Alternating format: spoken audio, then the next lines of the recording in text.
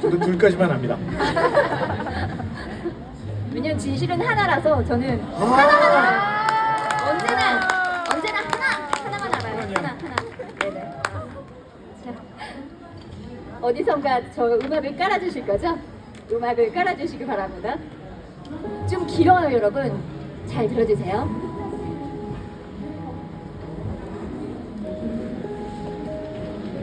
생각이 너무 많은 30살의 저자 김은주. 나답지 않은 것들을 억지로 하지 말 것. 나는 가끔 나만의 여행을 떠난다. 당일치기일 때도 있고 몇 박을 하기도 한다. 엄마가 던 후에 더 소중하고 절실한 여행이 되었다. 아이를 낳으면 당분간 모든 시간이 아이 중심으로 돌아간다. 퇴근 후 집에 돌아와 잠이 들기 전까지 엄마라는 제2의 직업을 수행해야 한다. 주말이나 휴가도 엄마에게 쉬는 시간이 아니다. 오늘 그냥 두면 상할 냉장고 속 음식 재료들, 식구들끼리 숙제 안 하고 놀고 있는 아이가 눈에 밟힌다. 엄마와 아내가 살아가는 시간과 공간에서 오롯이 나를 찾기란 결코 쉽지 않다. 니르 할아버지가 사는 상속집 다락방 하나를 빌렸다. 나를 반갑게 맞이해준 건 니르 할아버지가 아니라 할아버지의 아들이었는데, 할아버지의 아들은 다락방을 본인이 손수지었다며 자랑스럽게 설명을 해주었다. 내가 이 집을 고른 이유는 거실창에서 보이는 레드우드 숲과 그 숲을 향해 만들어진 야외 데크 때문이었다.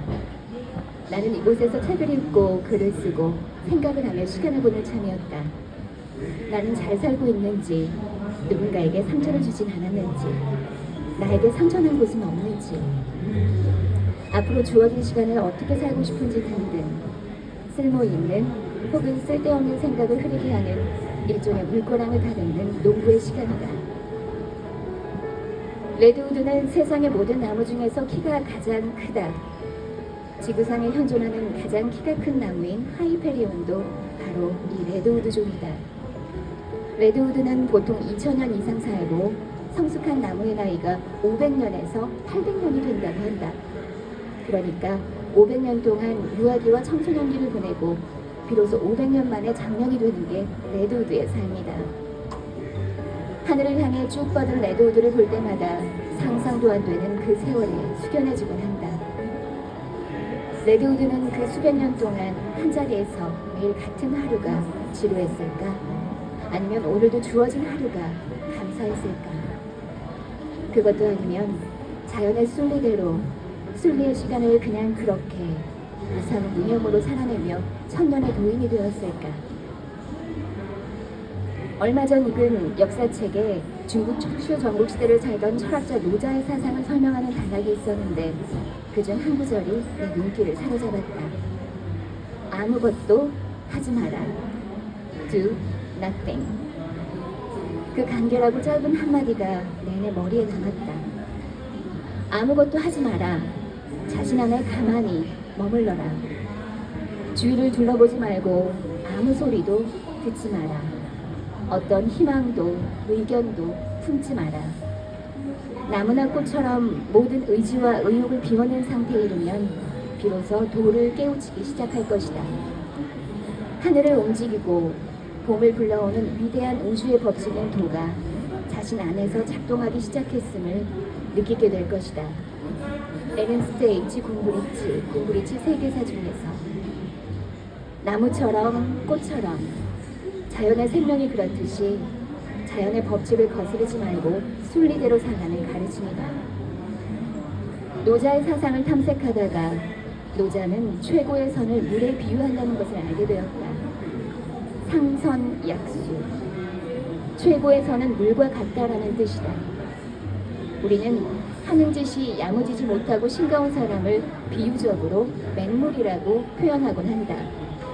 사람을 하찮게 보거나 쉽게 생각할 때 물로 본다라는 표현을 쓰기도 한다. 생각해보니 물은 참 하찮은 것으로 여긴 표현이구나 싶다. 수유칠떡. 물에는 7가지 덕목이 있다라는 뜻이다.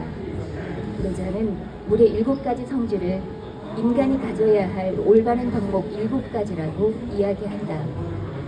올바른 덕목이란 인간관계, 리더십 등 자기 주장의 근간이 되는 덕목이라는 뜻이기도 하다. 첫째는 겸손이다. 물은 높은 곳을 차지하기 위해 다투지 않고 낮은 곳으로 흐른다. 물이 바다로 흐르는 이유는 바다가 가장 낮기 때문이다. 겸손한 사람은 스스로 바다가 되어 주변 사람들이 절로 흘러들게 하는 물의 에너지를 가진 사람이리라. 둘째는 지혜다. 물은 흐르다가 막히면 돌아간다. 돌아갈 줄 아는 것을 지혜라고 한다. 셋째는 포용력이다. 물은 무엇이든 다 받아준다. 산천의 생명수가 되어주고 인간의 온갖 나쁜 짓도 다 받아준다. 넷째는 융통성이다. 물에는 스스로의 형태가 없다. 담긴 그릇 모양대로 변화무쌍한 모습이 물이다. 다섯째는 인내다.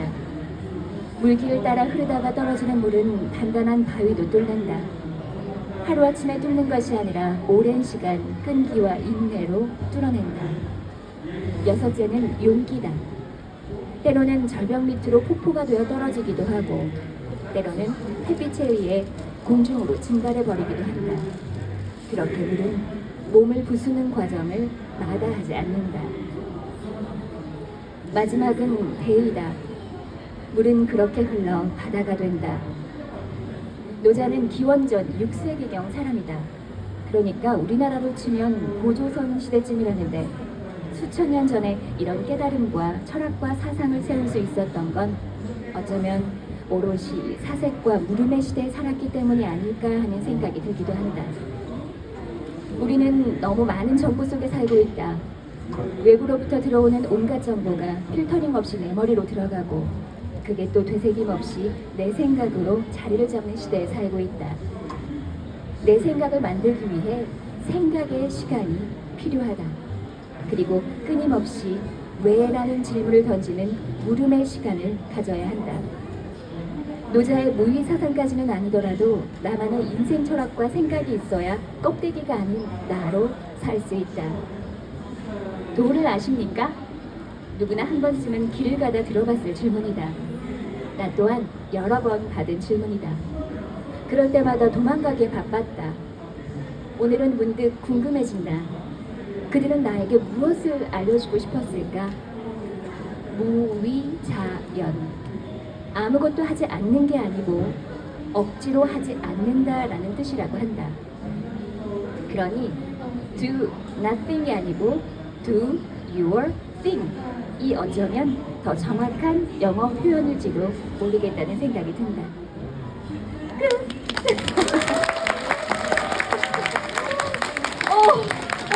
떨려. 와. 네, 한 말씀 부탁드리겠습니다. 다들 이렇게 저희 앞에 본인 램프가 없어서 명확히는 저는 잘 안 들렸습니다만 여러분은 잘 들리셨나요? 네. 들리셨어요? 네, 들리셨어요. 다행이다.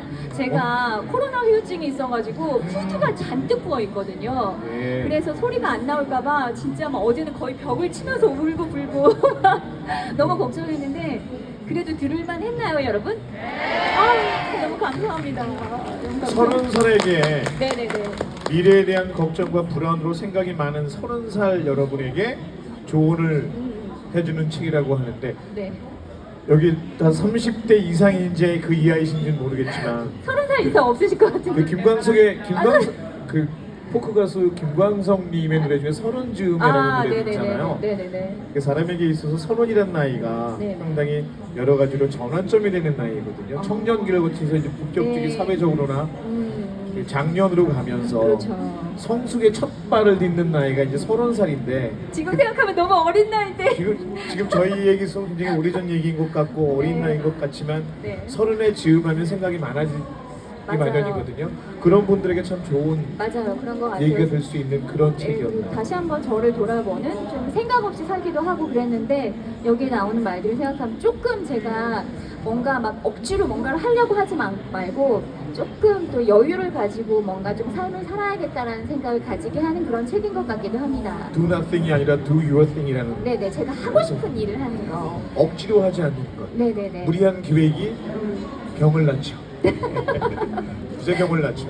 네네네. 그 물과 자연의 물과 비유한 그 기가 참 저는 인상이 깊었는데 자연의 물은 계획 없이 흐르거든요. 오. 자연의 물은 계획 없이 흐르고 흐르다가 지형지물의 변화에 따라서 부딪히기도 하고 굽이치기도 하고 네네네. 포말로 부서지기도 하고 여울적이기도 하고 폭포로 떨어지기도 하면서 결국 바다까지 가는 건 자연의 물이 우리 삶에게 주는 메시지가 참 많은 것 같아요. 그런 것 같기도 하고요. 또 아까 말한 것처럼 물이라는 게 사실 어떤 형태가 없기 때문에 어디에 담기느냐에 따라서 항상 이렇게 변하잖아요. 변화무쌍하잖아요. 그래서 사실 성우가 되고 싶었을 때 넌 어떤 성우가 되고 싶냐. 물 같은 어떤 용기에 담아도 그 용기에 딱 어울리는 그런 성우가 되고 싶다라고 생각을 멋지게 한 적이 있었습니다, 여러분. 네. 생각이 많은 30살에게라는 책 구독해서 읽어보시면 좋을 것 같고요. 이번엔 제가 낭독해드릴 책은요. 손힘찬님이라는 분인데요. 저자분이 손힘찬님의 저 별은 모두 당신을 위해 빛나고 있다입니다. 차분하게 한번 정리해 주시겠어요? 자, 음악 부탁드립니다.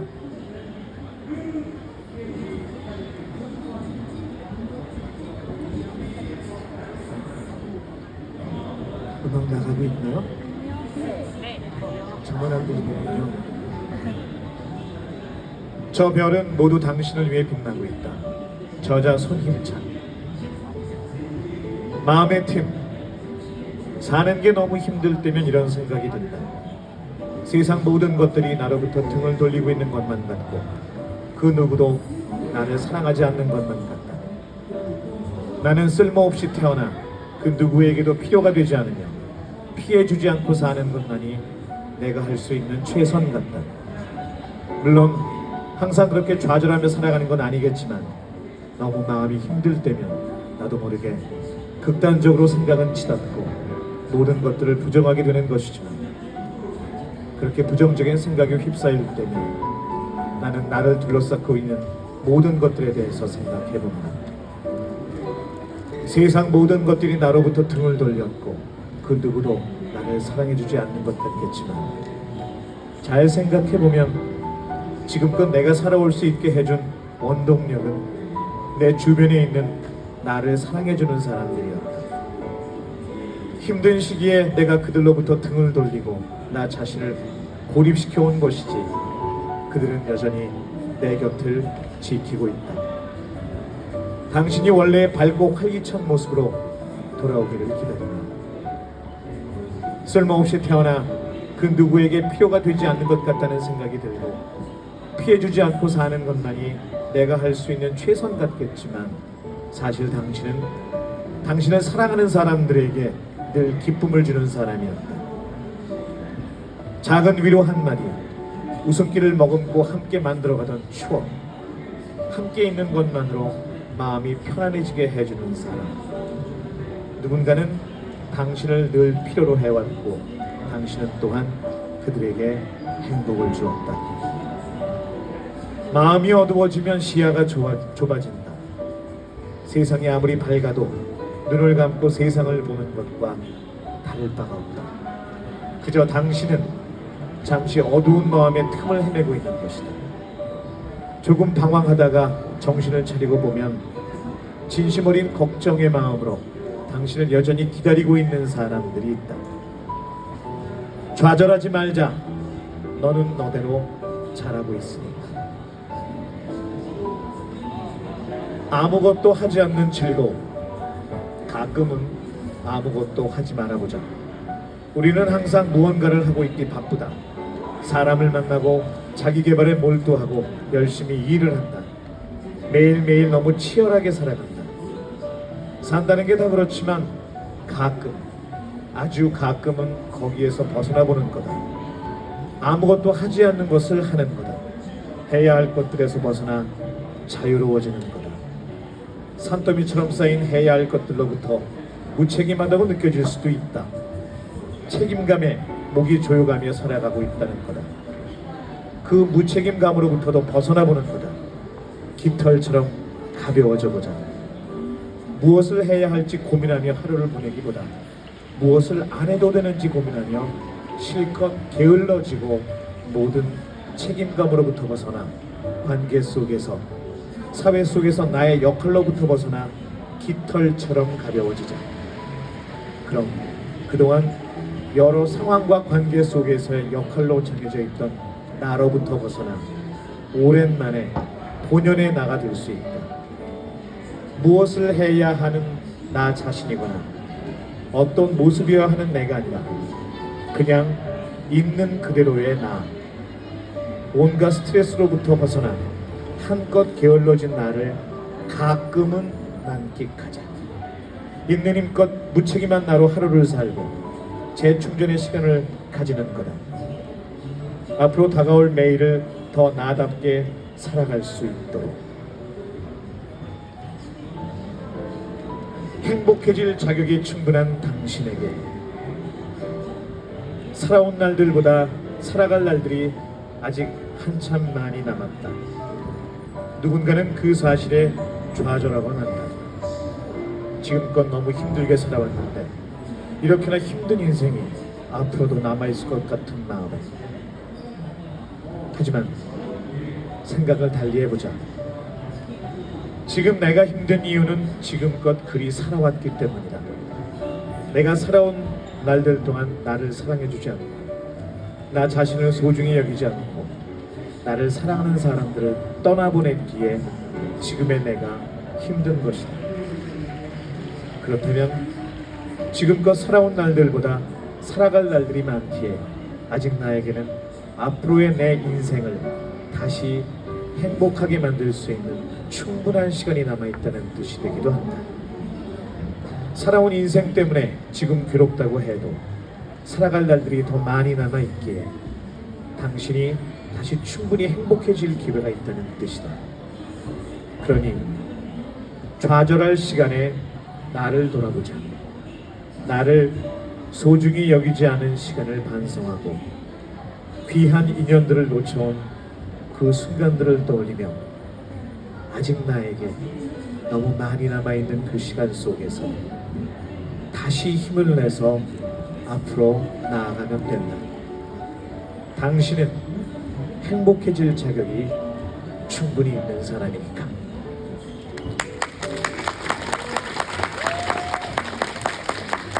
선생님 저 약간 울컥했어요. 네. 책 내용이 너무 좋은 것 같지 않아요? 그쵸? 아무것도 하지 않을 것을 하는 것, 하지 않는 것을 한다는 거 되게 다가오는데요. 제가 이 글을 읽으면서 요즘 저한테 해주고 싶은 얘기였어요. 제가 요즘 정말 많은 것들을 계획하고 하고는 있는데 하면서도 늘 생각하는 게 이게 옳은 길인가? 꼭 내가 하고 있는 모든 말과 행동들이 꼭 옳아야 하는 건지는 모르겠지만 하여간 제대로 하고 있는 것인지 늘 고민하고 그러다 보니까 너무 피곤하긴 하더라고요. 때로는 모든 걸 다 놔버리고 싶은 생각도 있고 그런 생각도 들 때도 있는데 그런 것 같아요. 가끔은 정말 무념무상 아까 그 네. 책에도 있었지만 맞아요. 무의자연의 네, 시간으로 네. 돌아가보는 맥락이 그런 좀 시간 비슷해요. 아까 비슷하네요. 책이랑. 네네. 그런 시간이 꼭 필요한 것 같기도 한데요. 또 반대로 이런 생각들도 해봐요. 이 아무것도 하지 않는 시간이 가끔씩 있어야지 늘 아무것도 안 하면 그것도 큰 그러면 안 문제입니다. 돼요. 절대 안 돼요. 자, 이런 네. 여행의 비유를 하자면 아무것도 하지 않는, 계획하지 않고 아무것도 하지 않는 시간이 일종의 휴식이고 충전인데 네, 맞아요. 네. 여행에 비유하면 여행은 휴식이고 충전이어야지 도피이면 안 되거든요. 언젠간 다시 현실로 돌아오고 네. 행복한 현실을 네. 다시 살기 위한 충전의 시간이어야지 맞아요. 현실이 힘겹다고 해서 도피해서는 절대 안 되거든요. 맞아요. 그러면 안 네. 되죠. 그걸 착각하면 안 될 것 같다는 생각도 돌이켜서 해봅니다. 여행을 좀 즐겨야지. 내가 지금 이 좀 뭔가 험난하고 내가 너무 힘든 이 상황을 좀 피해서 어딘가로 떠나야겠다. 그건 좀 아닌 것 같아요. 네. 휴식은 늘 누구에게나 필요하지만 네. 휴식은 휴식일 뿐입니다. 휴식 때 충분히 휴식하고 충전하고 마음을 비우되 다시 충전하셔서 열심히 사는 현실로 돌아오실 수 있는 여러분이시길 바랍니다. 여러분은 행복할 자격이 충분히 있습니다. 와, 책들도 다 읽었고요, 선배님. 네.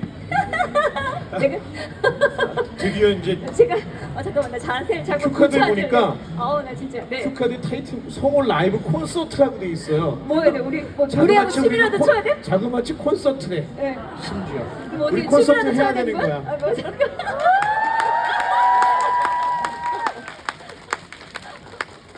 여담이긴 합니다만 오늘 우리 의상 색깔 참 잘 어울리지 않습니까? 네. 정말 서로 보색. 아니 코난이 빨강이 코난한테 제가 얼마 전에 코난 지금 제가 극장판 1기부터 제가 복습을 하고 있거든요. 근데 1기 복습을 했는데 코난한테 이 빨간색이 약간 행운의 색깔이더라고요. 그래요? 그쵸. 코난에게요? 네, 근데 또 코난 하면 또 파란색이 또 약간 시그니처처럼 그렇잖아요. 근데 선배님이 딱 보는 순간 뭐야 우리 둘이 왜 이렇게 저희 입고 전혀 그 의상 코디에 대해서 얘기한 코디를 적이 전혀 없거든요. 얘기한 적이 없거든요. 네네네. 의상 컨셉에 대해서 그냥 나름 각자 나름대로 입고 왔는데 보면서 깜짝 놀랐어요. 바지 색깔 색깔도 바지 톤은 왜 맞아? 어떻게 맞아? 25년 동안 한 몸으로 살아오다 보니까 영원히 걷다 보니까 몸은 다른데 영원히 걷다 네네 보니까 그러니까요. 나름 뿌듯했습니다. 그래서 그러게 기분이 되게 좋더라고요. 선배님을 보면서 선배님! 자 그렇게 네. 25년의 합을 영혼의 합을 맞춰보는 시간이 돌아왔습니다. 제가 왜 이렇게 웃는지 잠시 후에 여러분 밝혀질 겁니다. 또 이제 저희가 뭘 할 건지 선배님 얘기해 주세요. 네, 둘이 합을 맞춰서 연기 낭독을 통해서 연기를 해보는 시간인데요. 오늘 같이 연기해볼 작품은 온 세계인들이 사랑하는 작품입니다. 온 지구인이 한 700년 동안 사랑하는 700년 됐나요? 됐나요? 제가 700년 정도 됐을 거라고 네, 생각이 되는데 네. 700년 동안 사랑해오던 작품입니다. 셰익스피어의 로미오와 줄리엣입니다. 선배님, 저는 너무 당황스러웠는데 선배님은 로미오와 인연이 있으시잖아요. 로미오와 인연이 있죠. 네, 네. 그 디카프리오 또 정답. 그 레오나르도 디카프리오가 리즈 시절에 아주 정말 꽃다운 청년 시절에 세계적으로 이름을 날리게 됐던 그 작품. 그러니까요. 그 로미오와 줄리엣을 제가 녹음을 했었죠. 저도 줄리엣하고 연관이 좀 있어요. 네, 어떤 연관이 있나요? 이선 선배님이랑 같이 하셨잖아요. 나 그때 줄리엣은 이선이 있었죠. 친해요. 아, 이선이랑 친해요? 저도 굉장히 친해요. 그렇죠. 네. 그거 사실은 말고는- 네. 제가 생각하기로 우리 김선혜 성우는 줄리엣과 나름의 인연이 있어요. 어떤 인연이 저 나름의 인연이 생각하는 인연인데 뭐냐면 그 제가 했던 그 디카프리오가 출연했던 로미오와 줄리엣 말고 그 전에 영화로서 70년대 말에 올리비아 하세라는 그 그쵸, 당시에 그쵸. 책받침 전 세계 책받침녀죠. 올리비아 쌤, 그쵸. 10대 20대 남자들의 히로인이었던 올리비아 하세라는 아름다운 여배우가 있습니다. 여러분 검색 한번 해보세요. 절세의 미인이거든요. 너무 올리비아 하세와 너무나 닮았습니다. 책받침 요정 올리비아 하세 너무나 닮았어요. 그래서 저는 오늘 이 로미오 줄리엣을 이제 연기를 해야 되는데 몰입감이 너무 좋을 것 같아요. 올리비아 하세를 옆에 두고 있다. 진짜 제가 선배님과 로미오와 줄리엣을 연기할 수 있다니 너무너무 설렙니다. 제가 너무 떨려요 사실. 네, 그